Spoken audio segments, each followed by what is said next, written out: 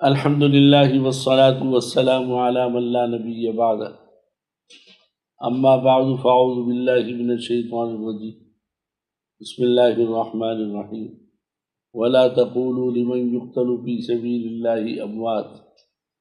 بل احیاء عند ربهم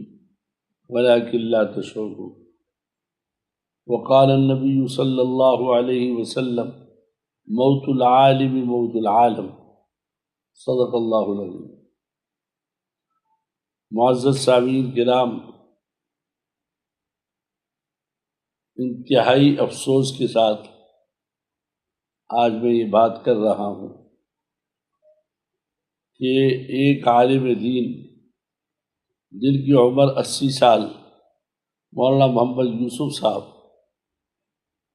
ان کو لے کر گئے اس لیے کہ انہوں نے حضور اکرم صلی اللہ علیہ وسلم کی رسالت اور ناموس کے لیے مظاہرہ کیا، تو اس کے اوپر ان کو لے کر گئے۔ ان لے جانے والوں کو یہ شرم نہیں آئی کہ 80 سالہ بوڑھا ایک عالم جس نے ساری زندگی درس و تدریس کے اندر گزاری، ان کو اٹھا کے لے گئے، ان کو مارا پیٹا اور اس کے بعد ان کو جیل میں بند کر دیا۔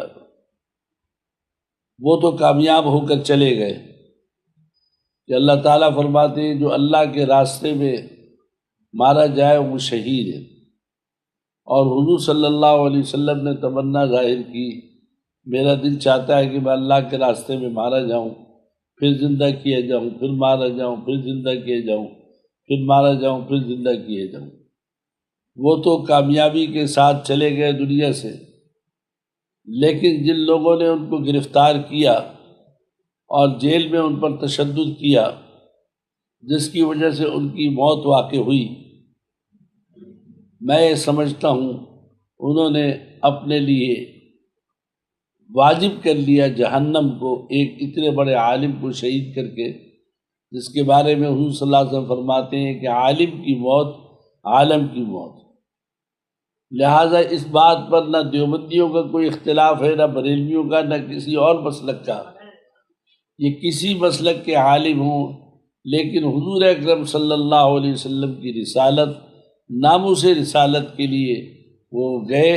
مارا گیا ہے، اس میں تمام علماء متفق ہیں۔ اور ہم یہ سمجھتے ہیں حکومت کو چاہیے کہ فی الفور ان لوگوں کو گرفتار کرے جنہوں نے ان کو گرفتار کیا ہے، اور حکومت بھی اس کی مکمل طور پر ذمہ دار ہے۔ کیا پاکستان کے اندر اس سے زیادہ ہزاروں آدمی نہیں ہیں جنہوں نے غداری کے نعرے لگائے ہیں، جنہوں نے کھلے عام کہا ہے کہ ہم ملک کے لیے غدار ہیں، ملک کے خلاف باتیں کرتے رہے ہیں؟ اور آپ کے سامنے اگر میں مثالیں دینا شروع کروں تو ہزاروں مثالیں ہیں جنہوں نے پاکستان کے خلاف باتیں کی ہیں۔ سابق وزیر اعظم نواز شریف نے واضح طور پر جو ہے انہوں نے ہماری افواج کے خلاف بات کی، اور انہوں نے اس کے علاوہ اور لوگوں نے کتنوں نے بات کی۔ آیا ایک آدمی اگر ناموس رسالت کے لیے جذبات میں آ کر کوئی ایسی بات کہہ جاتا ہے جو اس کا دنیاوی کوئی مقصد نہ ہو، آخرت مقصد ہو، تو حکومت کو چاہیے کہ ان کے ساتھ درگزر کا معاملہ کریں، اور اگر انہوں نے کوئی کہا بھی ہے تو اتنی بڑی سزا دینا کہ ان کو باقاعدہ جو ہے مجرم کہلا دینا اور غدار کہلا دینا، میں یہ سمجھتا ہوں کہ یہ حکومت نے بہت بڑی زیادتی کی ہے۔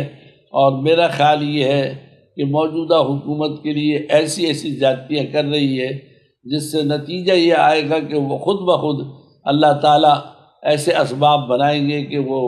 جو ہے حکومت بھی ختم ہوگی اور ان کا نام و نشان بھی ختم ہوگا۔ آپ نے نہیں دیکھا لال مسجد کے اندر مشرف صاحب نے جو کیا، آج وہ اپنی بیماری پر رو رہے ہیں، اور لاکھوں آدمیوں میں ان کے بقول کہ وہ بیماری کسی ایک کو لگتی ہے۔ تو اس طریقے سے ہمیں اللہ سے ڈرنا چاہیے۔ یہ طاقت کے بلبوتے پر اس طرح نہتے علماء کو، نہتے لوگوں کو بند کرنا یہ بالکل غلط ہے، اور ارباب حکومت کو چاہیے کہ فی الفور ان کو چھوڑیں، اور تمام ائمہ مساجد اور خطباء سے اپیل ہے کہ ان کی مغفرت کے لیے دعا کرے جمعے، اور باقاعدہ جمعے میں اعلان کریں موجودہ حکومت نے جو ان کو بند کیا ہے ان کو فی الفور چھوڑا جائے، تاکہ امت مسلمہ کے کو مزید آزمائش میں نہ ڈالا جائے۔ وآخر دعوانا الحمدللہ۔